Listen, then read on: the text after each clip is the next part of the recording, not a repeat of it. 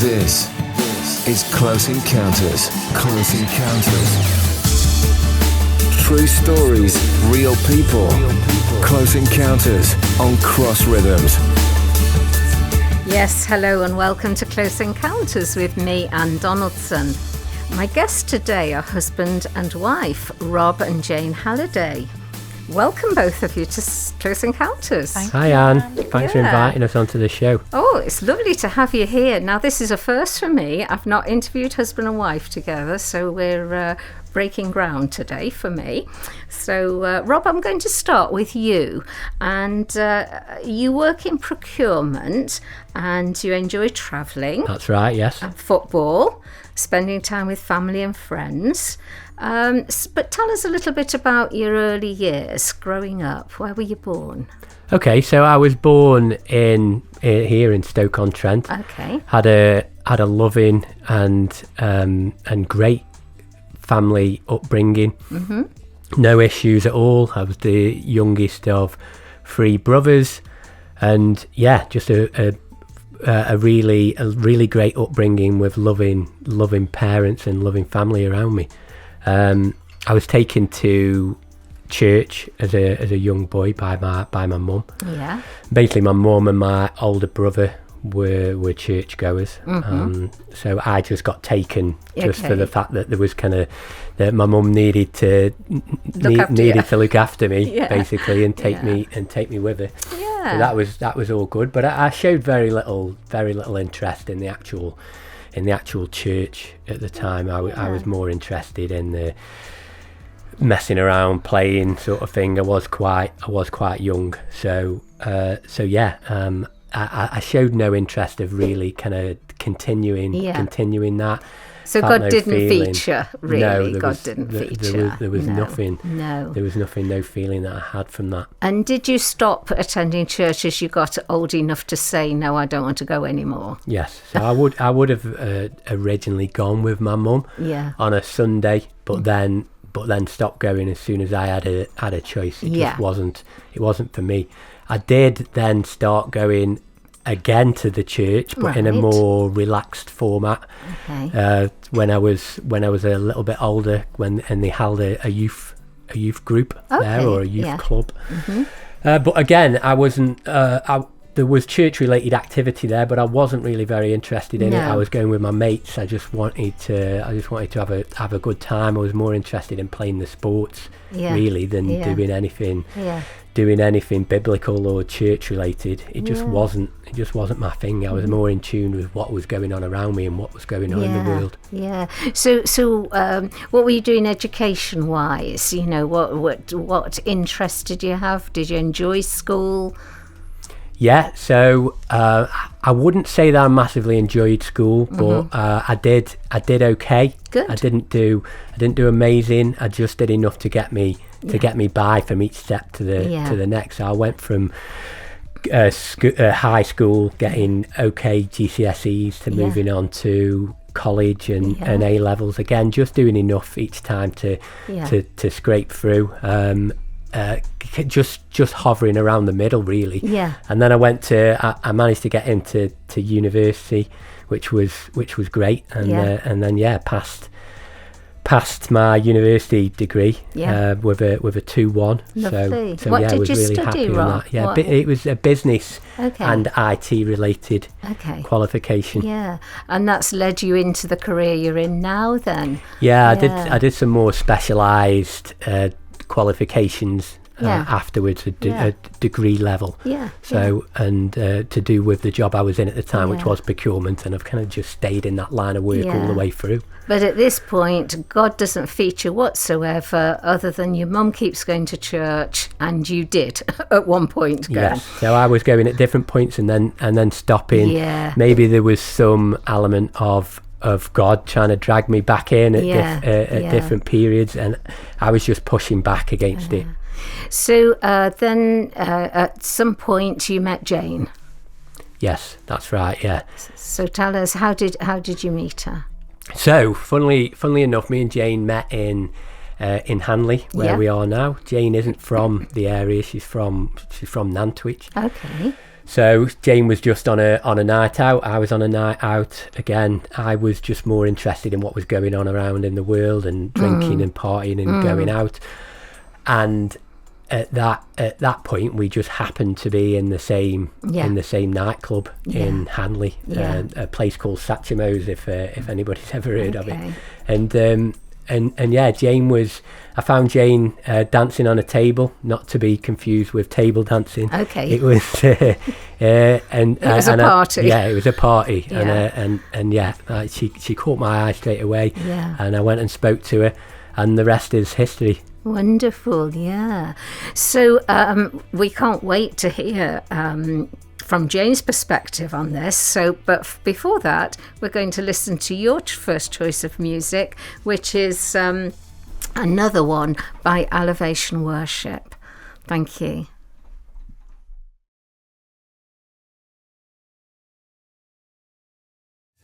Cross Rhythms.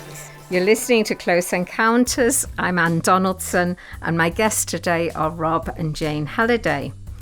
So Jane, we've heard a little bit about Rob's early years and meeting you. You yourself work in human resources for a charity based in South Manchester. So you work there 4 days a week, but you kept busy the rest of the time because of your son Jacob, who's 7 years old, and absolute delight. So tell us a little bit about your upbringing. Yeah, so similar to Rob, I think you can only describe as an idyllic childhood. It was, just a fantastic childhood. Grew up in the countryside, just outside Nantwich, so very rural, but obviously we had the town, lots of friends at school. So really, really lovely. Grew up with my mum and dad and younger sister Julie. Yeah. So as you were growing up, I mean, did you have challenges at school, or did you enjoy school? What was going on in your education? Yeah, I had no issues at school, to be honest. Good. I worked hard. For me, that was probably half the battle. So I was quite diligent, maybe like a little bit of a geek. There was no issues at school, like a happy school life, lots of friends. So in terms of God in your life, were you aware? Were your family church attendees, or? Yeah, so my mum and my mum's mum, so my nan, were both regular churchgoers, and my dad's parents were also regular churchgoers. They were church wardens at our local church in Acton. So there was a family faith. Dad not so much, but definitely grandparents and my mum. And how did that affect you in your growing up? Did God feel real to you, or?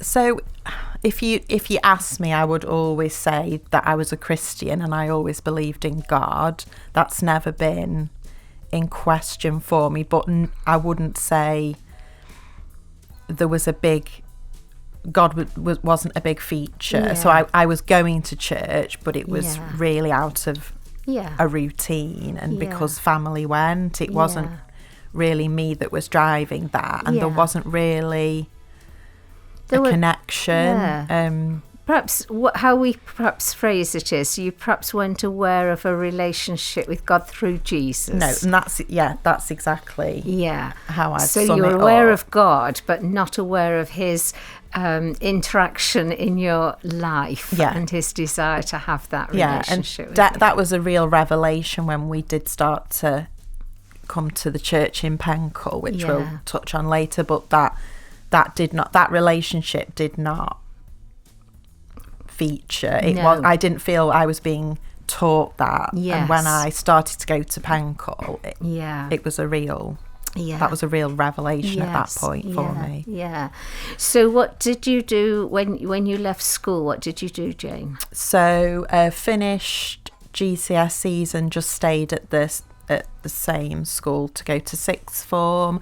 Hadn't really got any idea or great desire to go to university. It's funny really, but I wanted to be an air hostess. So that's what I was going to do. I'd started to apply to various airlines. But then I think somebody at school, like your careers advisor, were saying, well, you've got A level, so have you thought about university? And then, the airline industry got ditched and I went off to university. Okay, so what did you study? So similar to Rob, I studied business management in Birmingham. Okay. Yeah, so... excellent. And then was it after that you met Rob? Yeah, so met Rob in 2006. There's no such thing as a coincidence, but as Rob has said, I lived in Nantwich, Rob's in Stoke.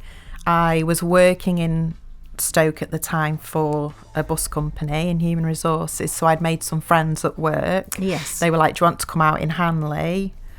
I was like, oh gosh, but it's weird that night, the football, so England were playing Portugal. Right. And I normally don't really like to go out when England are playing because sometimes it can get a bit lively. It can't it? Yeah. So I was like, oh, I don't know. So anyway, ended up going out.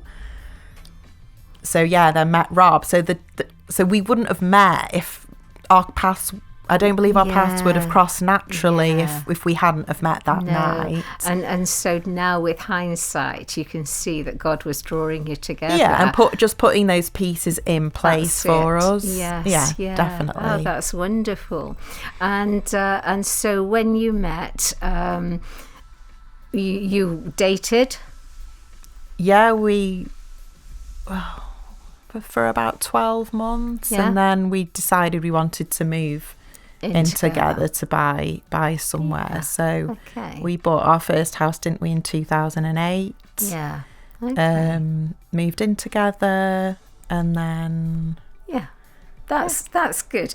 So we've got a really good feel of who you are, and we were looking forward to hearing more of the story. But we're going to listen to your second choice of music now, which is Your Love Never Fails. Yes, this is Close Encounters with me, Anne Donaldson, and my guests today are Rob and Jane Halliday. And we're hearing about how you met and how you got a home together. So you lived together for about 4 years, but there was something inside you. So I'm going to ask you, Rob, first. There was something inside you that desired to have a church wedding. Yeah, that's right. And even though I was getting drawn into church at different points, and I was pushing away, there was always something in the back of my mind that ultimately was niggling at me in terms of what to do about church. If you get married, then where are you going to have it, etc.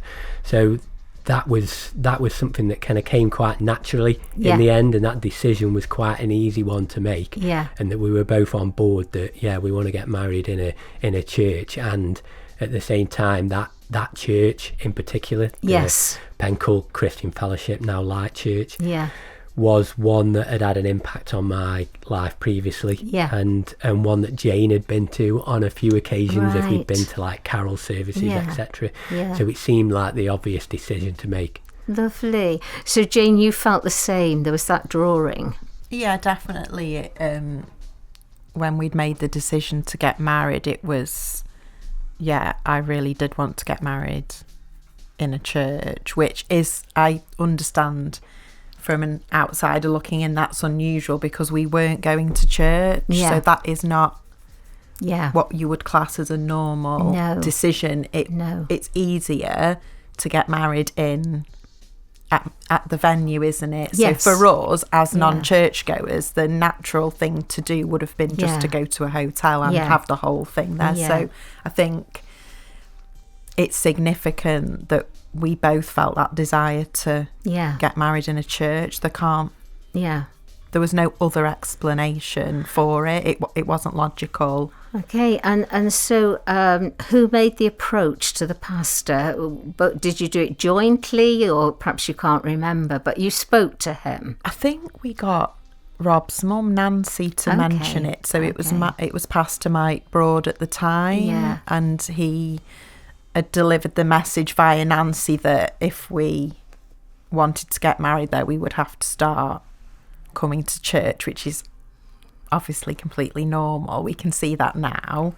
But I think we were probably, having had friends that had got married in Church of England churches, we might have been under the illusion that we may have only had to go 1 or 2 Sundays. And no, that wasn't the case. Mike was very clear on the fact that if we were going to get married there, we were going to have to attend every Sunday up to the wedding. Yes, yeah. But we were up for it, weren't we? We just made that decision to go for it. Yeah, I mean, we had a few concerns, but basically we realised that was the right and proper thing to do. Yeah. Secretly, we had in the back of our minds that once we'd had the wedding service, that we would pack it in, we'd stop going. I hope the current pastor isn't listening to this, but I love your honesty, and I think people need to hear, because I think there are other people who may be in similar situations, and it's just the truth of your experience. That so let's hear. The wedding was planned, the wedding took place, and then what happened? You came back to church. Yeah, I don't know what happened though, because Rob that is the honest truth. We'd had secret conversations to each other about, as soon as we're married, we won't be doing this anymore. We'll have our Sundays back, or what are we going to do with all that time now? So that, we're not exaggerating when we say we really were planning going to jack it in, which... Yeah. It's not great, but it's the truth. So I think what I'm thinking is, what was it? So Rob, I'll ask you, what was it why did you not stop if that was your intention? I think God probably had other plans, to be fair, and his plans are a lot stronger than ours. We started feeling connected to the church. We'd made friendships there, and we just really felt like a part of it, as opposed to people who were just visiting and then gonna move on or stop going. Yeah, that's lovely. What about you, Jane? Yeah, I think it's God, isn't it? It's the Holy Spirit. So we just got hooked in. Yeah. For want of a better phrase, and I think. And it happened, like I always say, God meets you where you are, and he will put people around you that will draw you in and guide you on the right path. So I think, and it was just this slow evolution of, like, when we first started going, we were, as soon as the service was over, we were out that door. Like literally you couldn't see our heels for dust. Yeah. Why? There was no reason. No. We didn't have a job to go to, or child, or, there was. We were just literally like, right, service is over, off we go. Yeah. But slowly but surely, people spoke to us. I remember Dave Hindry would always come and speak to Rob about the football, and Jim Ford would always make time to speak to us after the service. And slowly but surely, you're drawn in for the right reasons. You stay for a cup of tea, you speak to more people, and it's just that slow journey too. Yeah. And if I wind back, Jane, you said in an earlier part, you said that it was only when you started hearing at this church about a personal relationship with Jesus that connected you with God.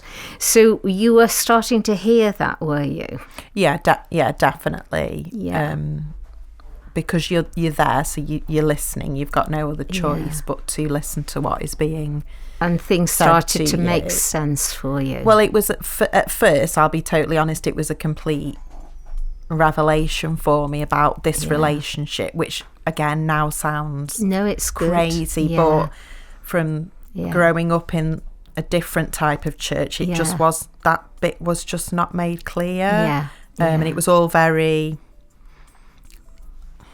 I don't want to say ritualistic, because I don't know if that's the right word, but it was just very set about when you stand up, when you sit down, what you say. There was no like personal element to it, especially as a 14, 15-year-old with half of yourself in church and half of yourself in the world. And so this desire to have a personal relationship with God was growing within you. Yeah, and definitely. there came a day when you made your own personal decision. Yeah. And where, for you, Rob, then, where were you in this? Were you at a similar point as Jane, or were you ahead, or were you behind? Were you getting revelation about Jesus? I think both of mine and Jane's progression has probably been slow drawn, and organically growing, not like a massive incline. We've just almost made small steps over time. And I think that's kind of part of who we are. We kind of drag our feet a little bit, and but you shoulder to shoulder, aren't you?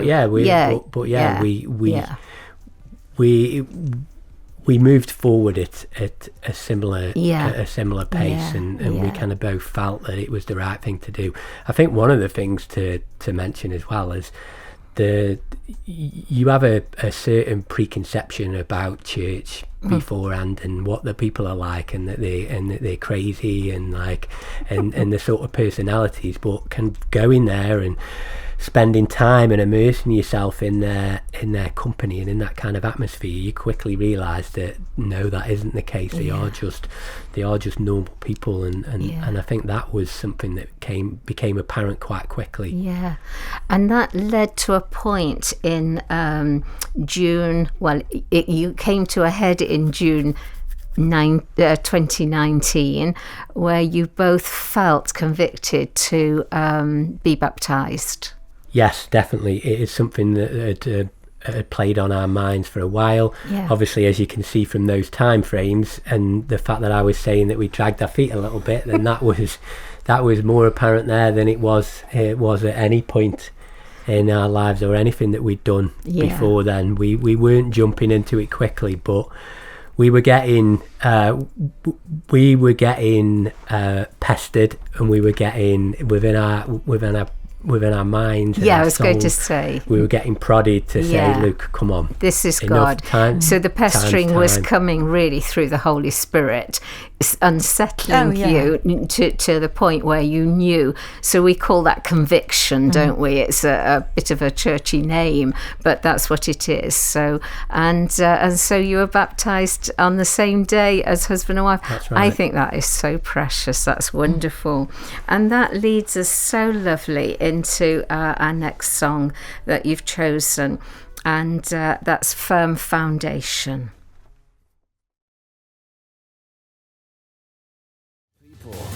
Welcome back to Close Encounters on Cross Rhythms with me, Anne Donaldson, and my guests today are Rob and Jane Halliday.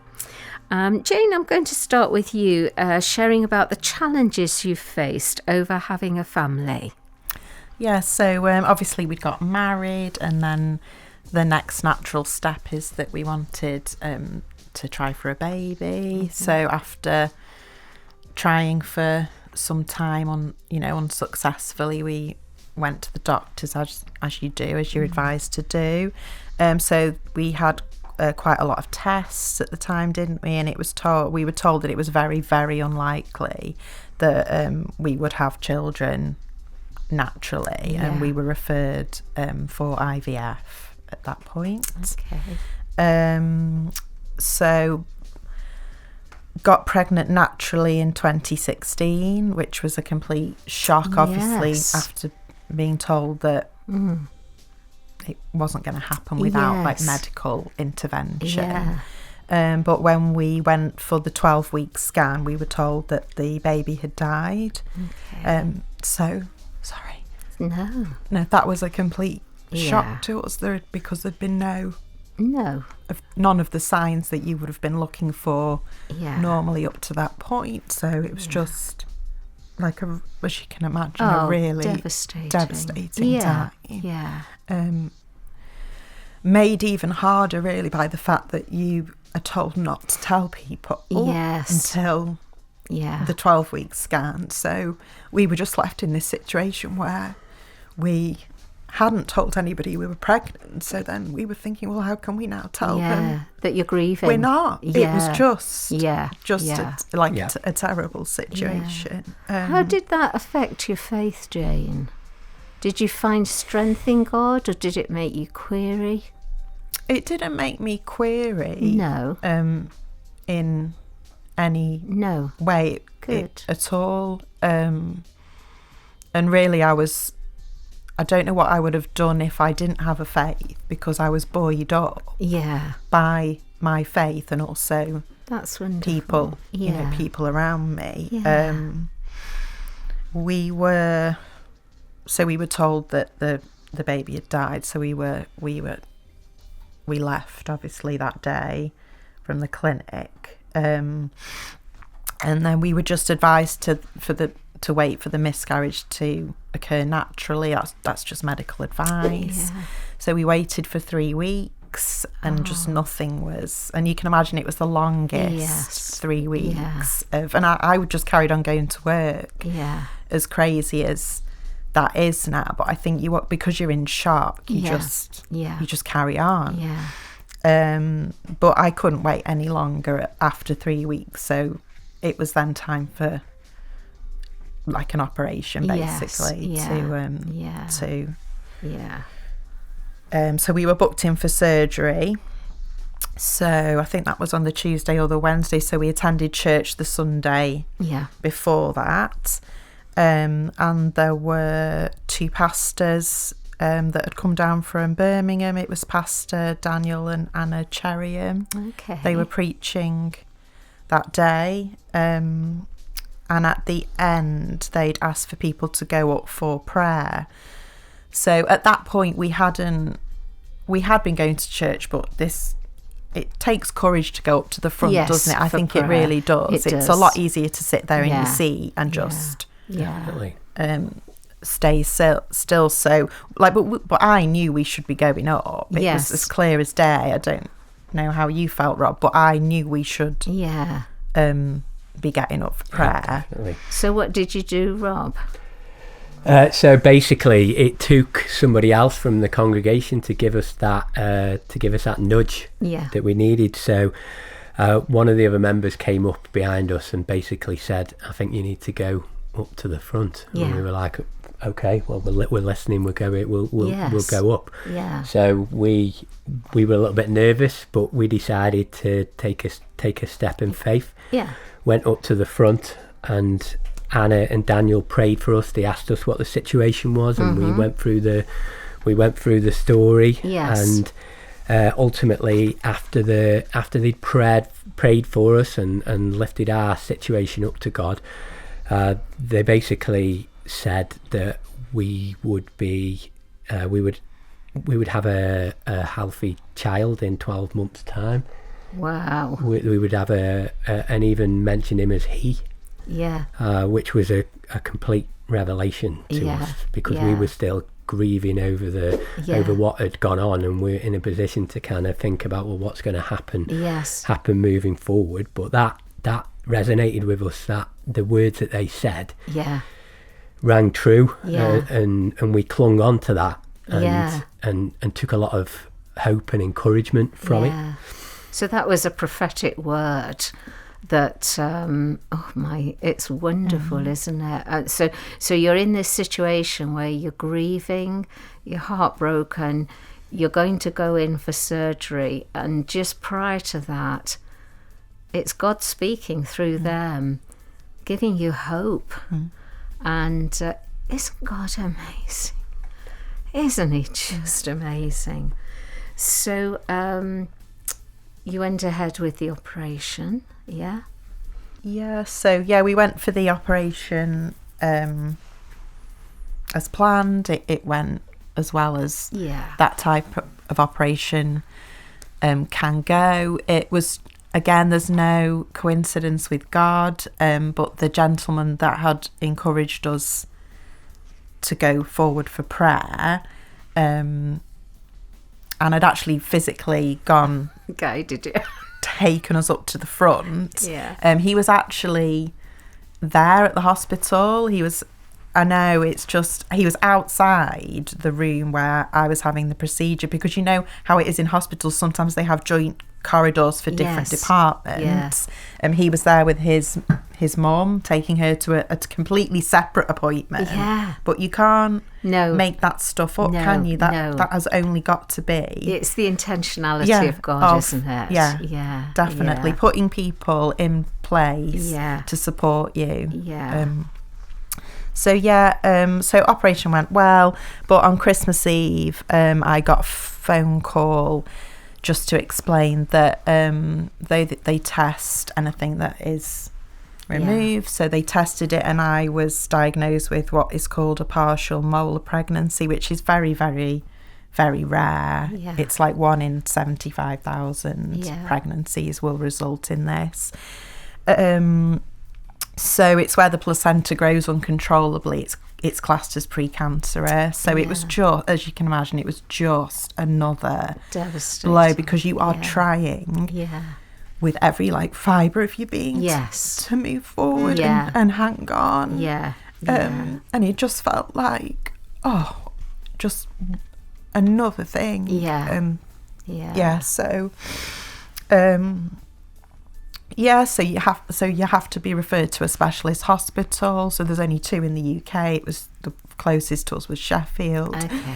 And what it means is you just have to have regular weekly blood tests, normally for 6 to 12 months, because they have to check that all those cells are no longer in your body. Okay.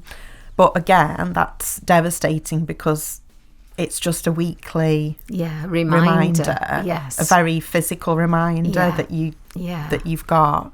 And also you can't try for another baby during that time, because the risk is, if you get pregnant again, it just expedites any potential cancerous growth. So it was just a mess of a situation, really. But again, God comes through time and time again, because I was discharged after 6 weeks. Really? Yeah. They were that pleased with the levels of this particular hormone had dropped and stayed dropped. And to be fair, the nurse that was looking after me knew the situation. But it was just another miracle. We want to hear more, but we're going to take a pause for your next song, and you've chosen another beautiful song that we're going to listen to now. Thank you.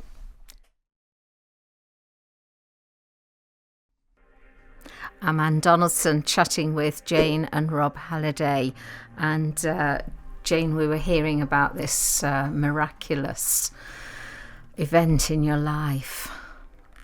So again, miraculously, I fell pregnant shortly after I was discharged from the hospital in Sheffield. And I had Jacob in December 2017. Wow. But amazingly, a few weeks earlier, Anna and Daniel Cherian had travelled back up to Light Church to preach. So by that point I was heavily pregnant. So on the way up, they'd actually discussed me and Rob in the car during the journey. And somehow they'd remembered us, and they were actually discussing well, what happens if she's not pregnant, you know, because we've prophesied and but preparing. They were obviously thrilled to find out that I was pregnant. And as we were leaving, they prayed for us. And as part of that prayer, they said we were having a baby boy who already had a baby brother in heaven. Wow.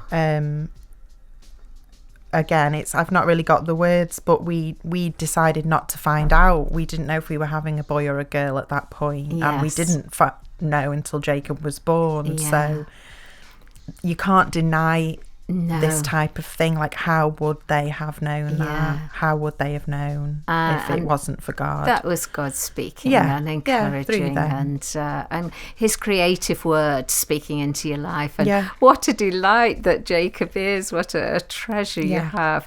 So Rob, through all this, how would you sum up God's love and goodness to you and Jane over the years?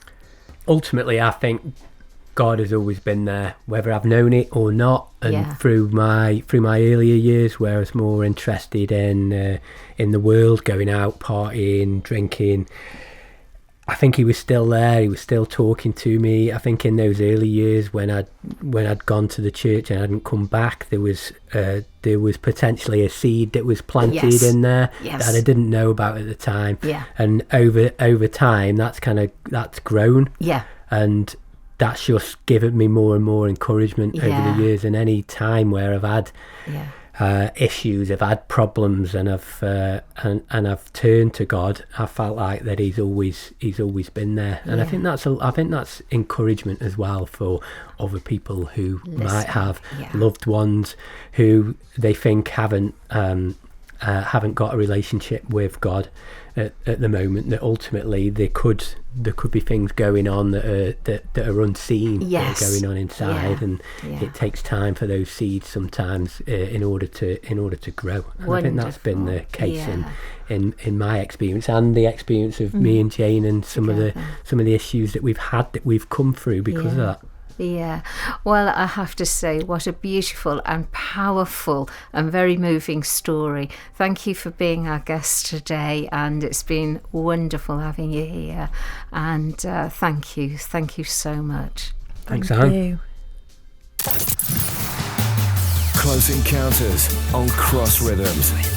True stories, real people.